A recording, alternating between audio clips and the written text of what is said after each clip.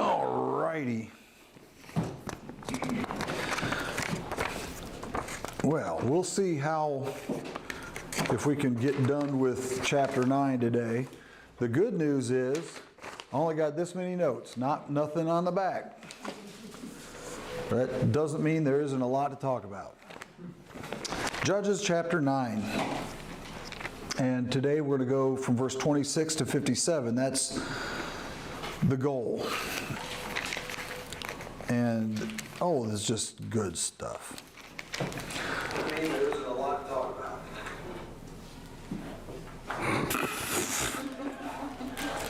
You can't be watching YouTube while I'm teaching. No, I'm just kidding.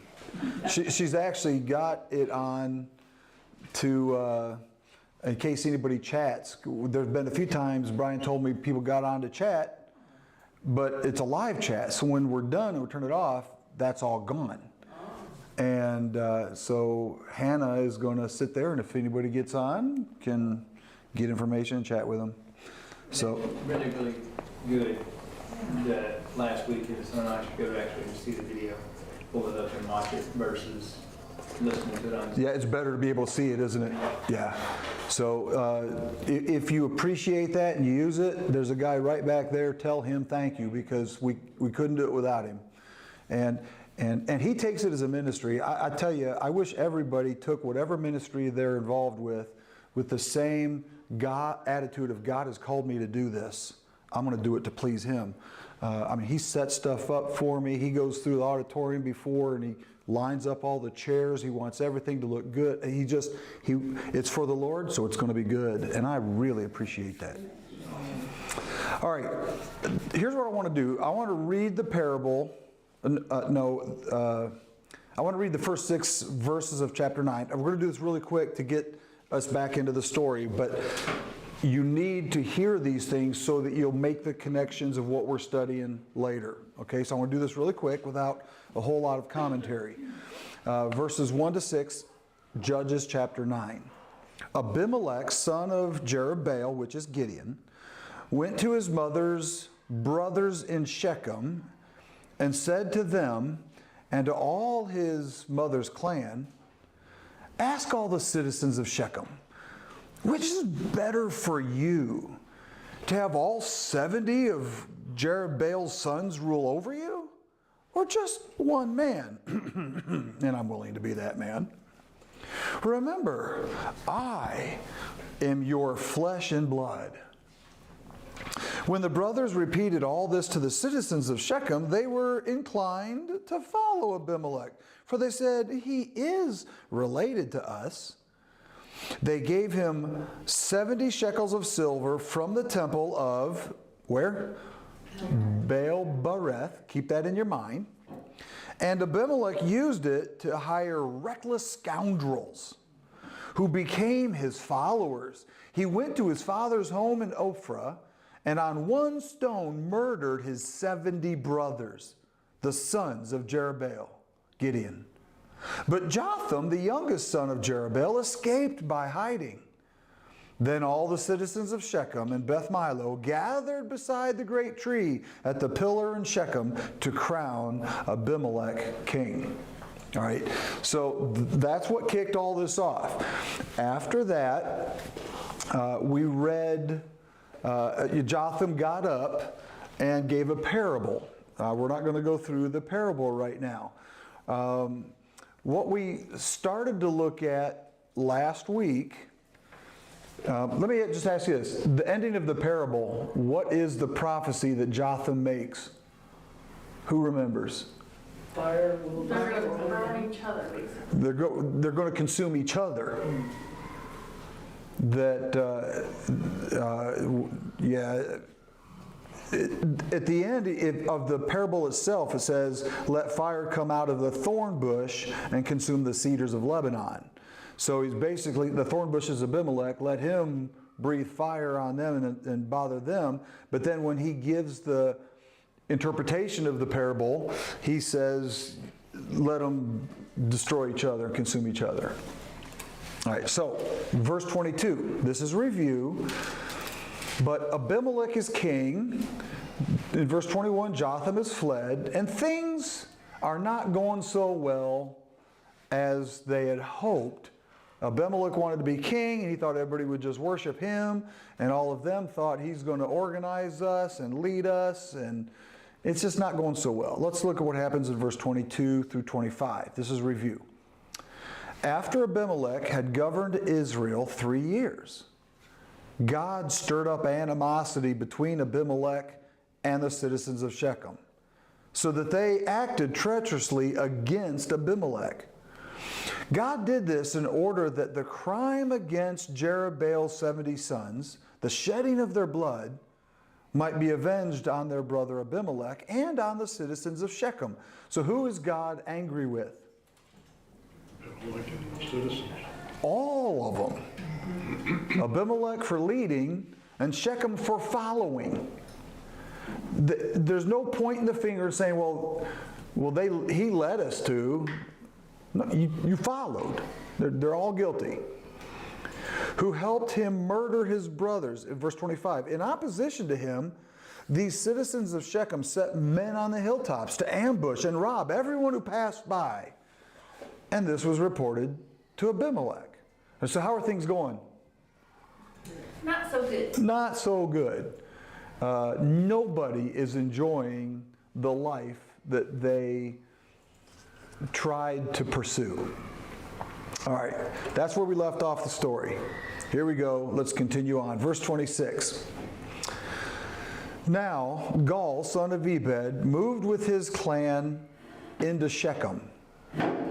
So there's a new guy, his whole family, and he comes in and he moves into Shechem. And his citizens put their confidence in him. He must have brought some stuff to the table, some goods. Maybe a successful businessman, leader, his clan was doing well, and they came in and, man, everybody liked them. Very popular. Verse 27, after they had gone out into the fields and gathered the grapes and trodden them, they held a festival in the temple of their God. While they were eating and drinking, they cursed Abimelech. Then Gaal, son of Ebed, said, who is this Abimelech? And why should we, Shechemites, be subject to him?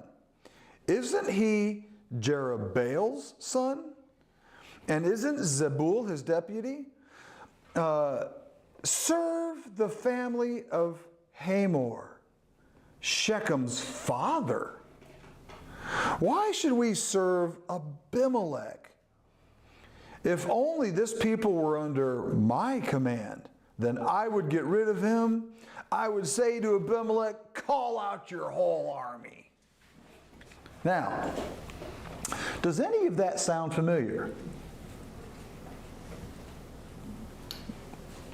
I know how Abimelech set himself up. Yeah, let's look at what are some similarities between verses 1 to 6 and verses 26 to 29.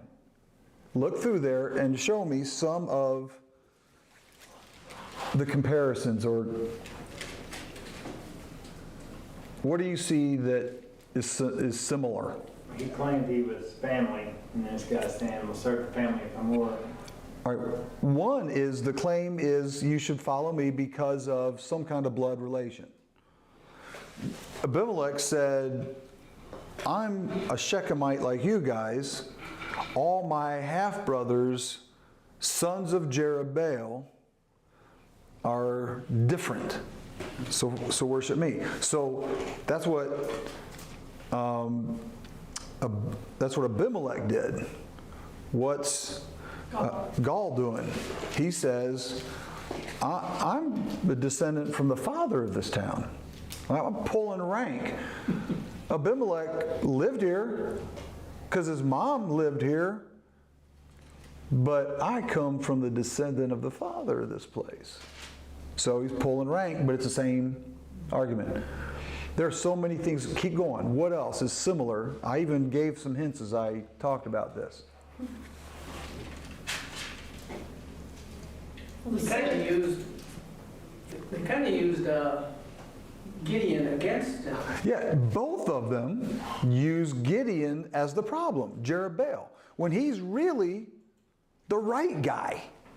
But Abimelech says, you want to trust his 70 sons of Jerubbaal?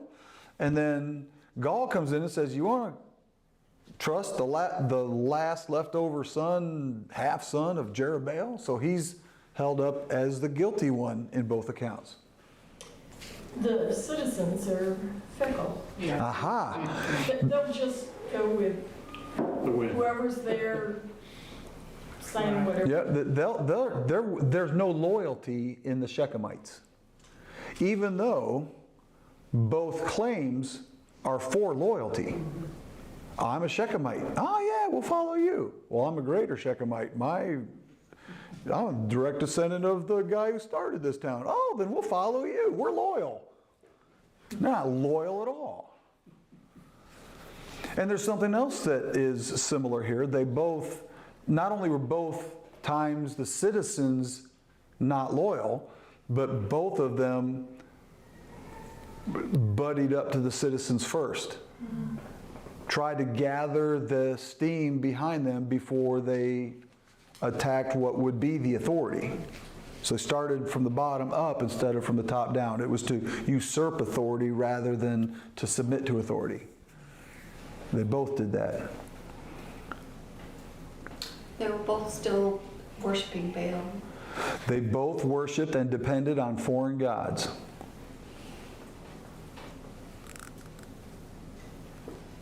They both, I'll give you some of mine, they both gave the illusion of celebration or of better things. You don't like it this way, but follow me and it will be better. Even when they're not well defined, it's just... Command. Both of them used as a tactic to question the character or position of the leaders that were already in position. The whole idea of finding camaraderie, that we Shechemites, or, that I'm one of you. Seems like a lot of eating and drinking's always involved too. Yes. And if you give me the authority, I'll take care of the whole thing. Yeah. It's a phony reason that we'll do better. I'll take care of it. Neither one is trying to take care of the problems. They're trying to take care of themselves. Okay, so you see similarities. And so I kind of titled that section, What Goes Around Comes Around. And you will see that God even has certain things happen so that they will get in kind what they had done. So let's start in verse 30 now. And this is what I call betrayal and civil war. We're going to read from 30 to 41.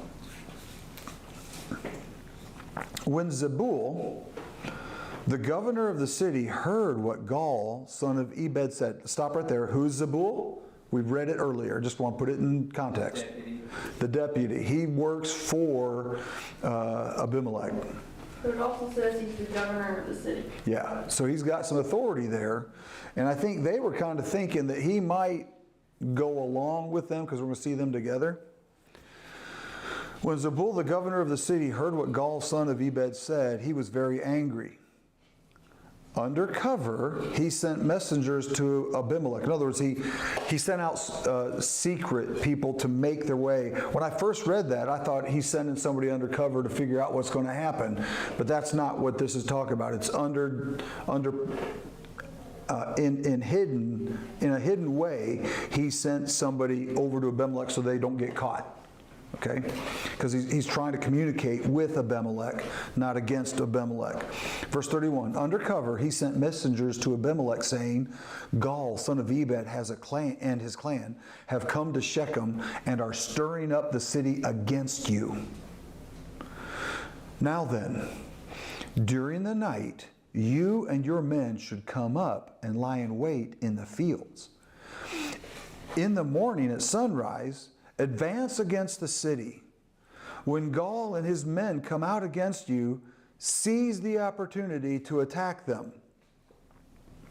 So Abimelech and all his troops set out by night and took up concealed positions near Shechem in 4 companies. Now Gaul, son of Ebed, had gone out and was standing at the entrance of the city gate just as Abimelech and his troops came out from their hiding place. So does Gaul doesn't know what's going on. This is all secret behind his back because Zebul sent a message to Abimelech. These names are starting to get confusing to me, but Zebul sent a message to Abimelech, who comes out. Well, now Gaul comes out to look over his city, and he happens to be standing at the entrance of the city gate just as Abimelech and his troops come out from their hiding places. So they've been hiding up, behind the trees, and now they come out. And you've got to come down upon the city and into the fields, but there's a distance there where you're going to get caught, Verse 36, when Gaul saw them, he said to Zebul, "Look, people are coming down from the tops of the mountains." Now, Zebul, does he know what's going on? He's thinking Abimelech heard my request and did it. So he knows. He's in on this. And Zebul replied, "Well, you mistake the shadows of the mountains for men." So it must have been far enough away, dark shadows moving, coming down. You got a bunch of trees there in a mountain casting shadows. And have you ever done that where you go like, is that a shadow or is that an animal? Or is that a person over there? What is that? Now we're talking about an army, but I can see where an army would look like a big shadow. If you're talking about the right time in the morning, maybe the sun coming up behind the mountain, you got this bright light, and then shadows, and you're trying to see. Can y'all imagine that? Why would Zebul come up with such a corny excuse and lie in this moment? I have a theory. What's your theory? Anything to delay him getting prepared. What if it only delayed 30 seconds or a minute? Or maybe he's like, yeah, maybe. And then kind of keep watching. No, they're coming closer. Like if it gave him 1, 2, 3 minutes, would that make a difference on a surprise attack? Yeah. You better believe it. And so I think Zebul did that until it was obvious. Verse 37, but Gaul spoke up again. See, and that's the way that's worded. I don't know if there's something in the Hebrew that would tell us, but to me, it looks like not just right away, because it would be, if it was immediately, like, no, those are people. It wouldn't be spoke up again. It would be responded. But then he said, but the idea but Gaul spoke up again, kind of sounds to me like, that there's a little bit of time. And he's like, then he spoke, wait a minute, those are people. So I could be wrong, but either way, we do know it gained them time. But at some point, Zebul has to admit that, it's not only is it people, but I knew it was people. And so here's what he said. But Gaul spoke up again. Look, people are coming down from the central hill, and a company is coming from the direction of the diviner's tree. So then Zebul said to him, here's his, spill the beans. Where's your big talk now, you who said, who is Abimelech that I should be subject to him? Aren't these the men you ridiculed? Go out and fight them. Let Abimelech bring out all his whole army against me. By the way, if for him to even speak like that and people to believe him, what kind of clan did he come into town with? Probably a pretty big one. I'd say quite a few people too. Enough that when he said, I think I could take their army, people were like, dude, let's get behind him. he had to have, and that's, again, society tends to promote the wrong people for the wrong reasons.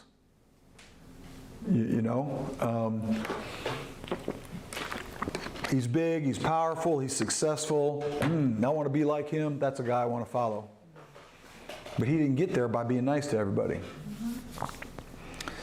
And so now Zebul is, hey, big mouth, eat your words. I mean, isn't that basically what he's saying? Let me see, do I want to Where's your big talk? now? Where's your big talk now? Verse 39. So Gaal led out the citizens of Shechem and fought Abimelech. Abimelech chased him all the way to the entrance of the gate, and many were killed as they fled. Then Abimelech stayed in Arumah, and Zebul drove Gaal and his clan out of Shechem. Wow. So at this point, he's done what? He's won. Abimelech has won. Would you all agree with that? Yep. And so, what would a good leader do at this point? Rally the city.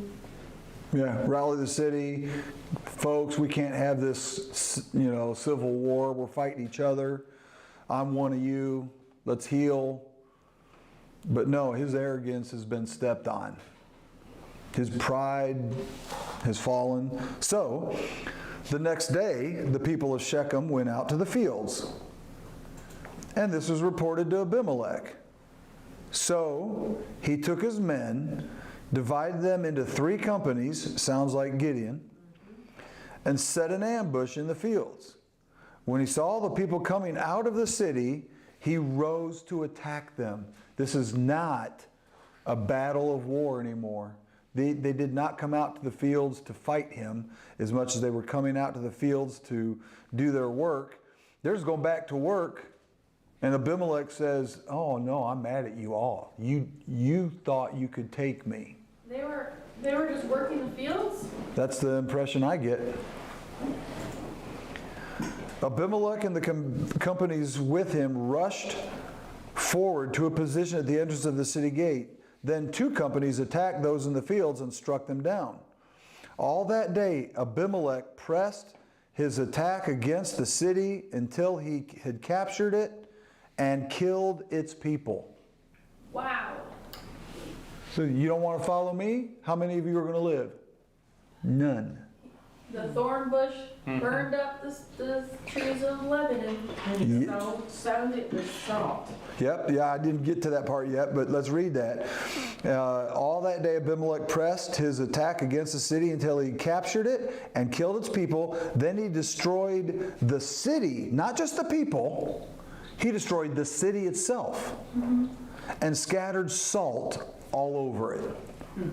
He meant it, didn't he? Nothing's going to grow now. Nothing's going to grow now. Nobody's going to want to live here. It will forever be the graveyard of those who took me on. So now he's building a name for himself. You better be afraid of me, because he's got arrogance. Is that why they put salt on it? Huh? Yeah, because once you put salt down on it, nothing can grow. Not for years and years and years and years and years. So what happened to Zebul? I don't We remember. left him in the city. Yeah, he was standing with Gaul, told to go out. Verse 41, I don't know if it it says. says Zebul drove Gaal and his brothers out. I don't remember if he shows back up, if they tell us or not. Scan for Zebul's name and see if it shows up any after 9:38.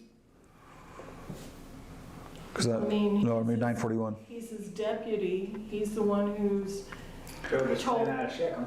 Yeah. told Abimelech what was going Yeah. on. I mean, And Abimelech apparently has some men on his side still. he's got a whole army. Yeah, and so, I mean, I don't know how many of them are left. We'll get to that in a minute. But he's got people with him, so I would assume Zebul was with him. But I would think that in the end, those that were with Abimelech are going to fall to a similar fate as Abimelech. It doesn't show his name after that. Okay. Verse 46, on hearing this, the citizens in the tower of Shechem went into the stronghold of the temple of El-Berith. Does that sound familiar? Yeah, Baal, buddy. Yeah. El is another name for God. Would Zeb will be in the tower of Shechem? He could have. There are people here, Shechemites, that survived. Yeah. Well, so far. Right. So far, yeah. Okay. Yeah. But where did they get the silver from the temple of where? Baal, Baal-berith. And now it's El-Berith. Same God. So who do they trust in? Ball. In Baal-berith. And so they go into the temple, into a stronghold of their God, because they believe that their God will protect them. Which is interesting, because that's the God that said, let this God contend with Gideon, and then Gideon won. So Gideon proved victory over this God. And now they're still standing with this God for protection instead of Jehovah God. Verse 47, when Abimelech heard that they had assembled there, he and all his men went up Mount Zalmon. He took an axe and cut off some branches, which he lifted to his shoulders. He ordered the men with him, quick, do what you have seen me do. So he got a whole army of grabbing sticks and branches. So all the men cut branches and followed Abimelech. They piled them against the stronghold and set it on fire with the people still inside. So all the people in the tower of Shechem, about 1,000 men and women, also died. What didn't die out in the fields got burned to death, consumed by the fire that comes out of the thorn bush. Think about that. Verse 50. Do I want to? Let me just.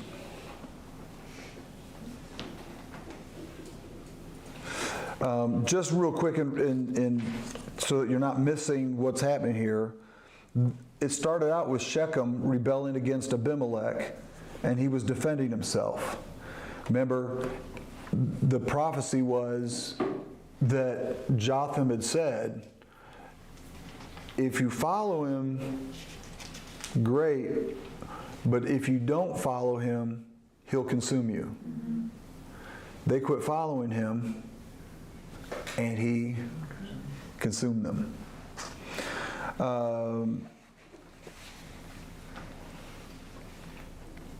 So far in the story, the Shechemites have now dealt treacherously with Abimelech. And Abimelech, just as Abimelech had done to Gideon, right? Mm-hmm. Remember, Abimelech mistreated Gideon by mistreating his family. I mean, Gideon was dead, but he killed all 70 of his sons. Now the Shechemites are mistreating Abimelech in the same way he had done to Jerubbaal's family. Then Abimelech retaliates in these verses and ends up consuming them. Let's keep reading, because I want to get to all the way down to verse 56. Where am I at now? 50? 50? Next, Abimelech went to Thebez and besieged it and captured it. So what's he doing? He went to Shechem, and now he's going to the next city. Why? Why not just stay and govern Shechem? There's nobody there. Everybody's dead. And salted. And the ground is salted. Mm-hmm. Like, who wants to be king over the salt flats with nobody there that he created. What town would want him to be king after that? So he went and besieged it and captured it. Inside the city, however, was a strong tower to which all the men and women, all the people of the city had fled. They had locked themselves in and climbed up on the tower roof.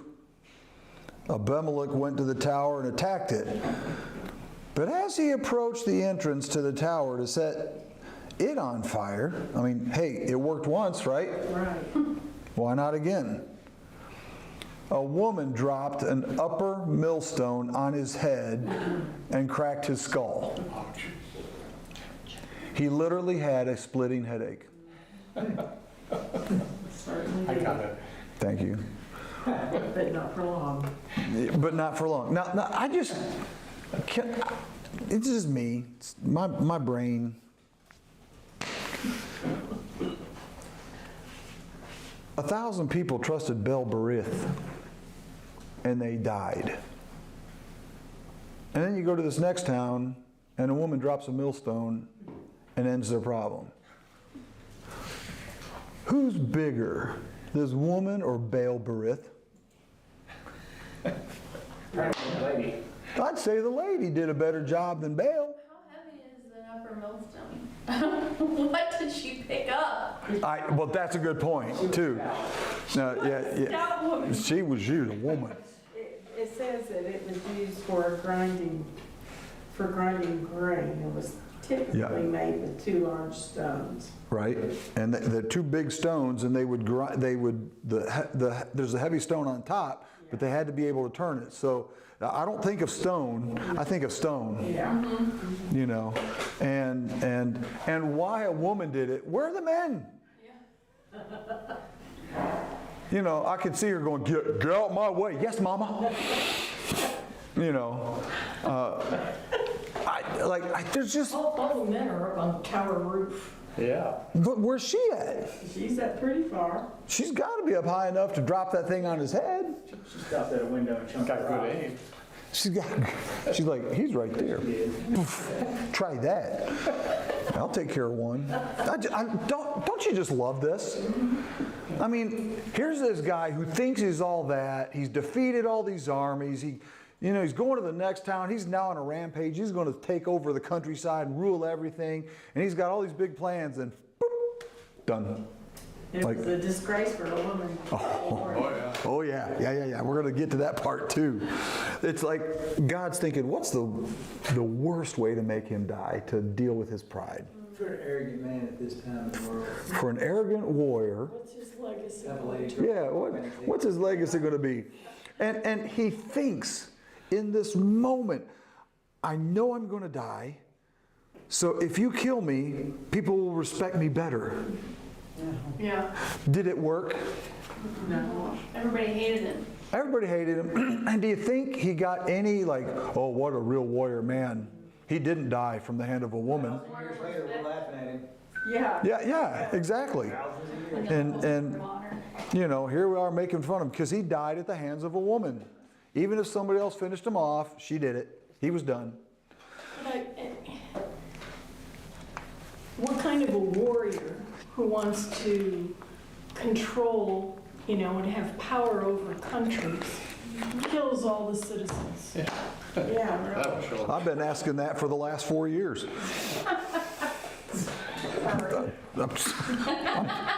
I'm just asking because, why would... Sorry. I wonder what you meant by that. I didn't mean anything by that. I'm just saying, I've been thinking about it for a while. Yeah.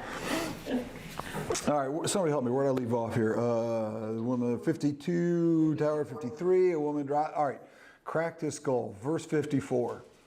Hurriedly, he called to his armor bearer, draw your sword and kill me, so that they can't say a woman killed him. Yes, we can. So his servant ran him through and he died. When the Israelites saw that Abimelech was dead, They went home. Reminds me of the Forrest Gump thing where he just finally stopped running. Yeah. Yeah. I think I'll go home now. I think I'll go home now. It's like, well, that was interesting. Who's going to lead us now? It ain't going to be me. Let's just go home. And God repaid. Now, this is important. Why did all this happen? Thus, God repaid the wickedness that Abimelech had done to his father by murdering his 70 brothers. God, which is interesting because he had done something to somebody who's dead. I don't think we honor and respect, how do I say this? Past generations. As much as we should. There's so much, that was them, but now we're the new, there's this attitude. And I decided a long time ago that even if I disagreed with the generation above me, and I'm not just talking about my parents, I've gone to churches where the people that are older than me think a certain way. And it may be that I think differently than them. And I decided years ago in every church I went to that even if I disagreed, I'm going to show respect for them because of the things that they did in a situation I don't know how I would have responded. And that even if they're not right based on the information I have now, who's to say we wouldn't be where we are without them? You know, and Gideon was not perfect. Gideon had problems. The book ended with the problems that Gideon brought with the golden ephod, and it became a stumbling block to his whole family. And he messed up. Even though he messed up, God said, yeah, but he was the one I chose, and I withheld the discipline on the whole nation until he was gone. And as long as he was alive, I kept the Midianites at bay. But when he was dead, then I brought it back. You know what I'm saying? God respected them for the right things they had done, even though they're not perfect. I find great peace in that because there are things I've tried to do right, but I've not always been successful. And just knowing that, God doesn't just look at everything I do wrong and ignore the good. It's the other way around. Well, I think in our culture, everybody's, you have the right to do what you want to do without understanding that what you do reflects on your family. Yeah. And that's part of my sermon on Sunday. Just come Sunday. Verse 57, God also made the people of Shechem pay for all their wickedness. The curse of Jotham, son of Jerubbaal, came on them. The prophecy was fulfilled. God needed to punish Abimelech, but he also needed to punish the Shechemites, so he gave them to each other. And in the end, they're all gone. Both sides, did they think they were successful or had a chance at some point? Did they think they had it? At some point they did. Arrogance got them there. But they ended up with nothing. Just some last thoughts. It's 8 o'clock. I just want to throw these thoughts out there, some principles. In verse 45, salting it, the ground, it's if I can't have it, nobody can. That's a selfish attitude. Verse 49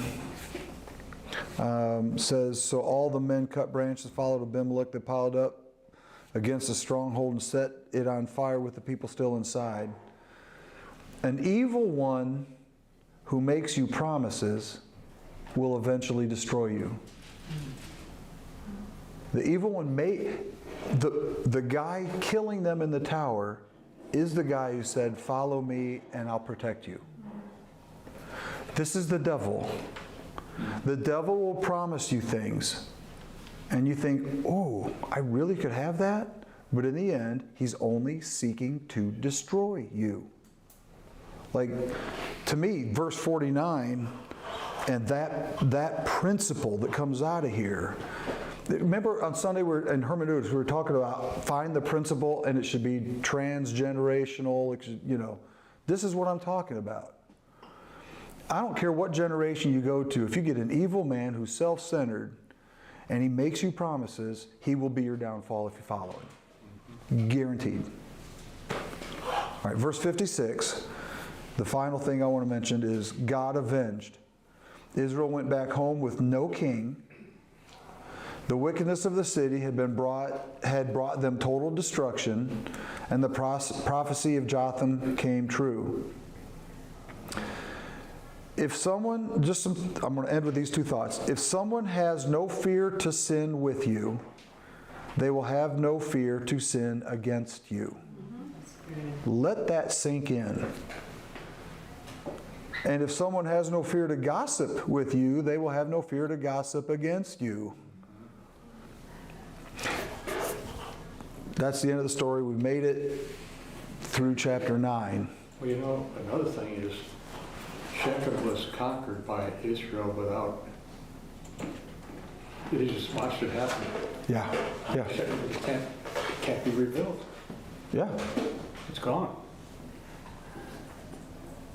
So share that.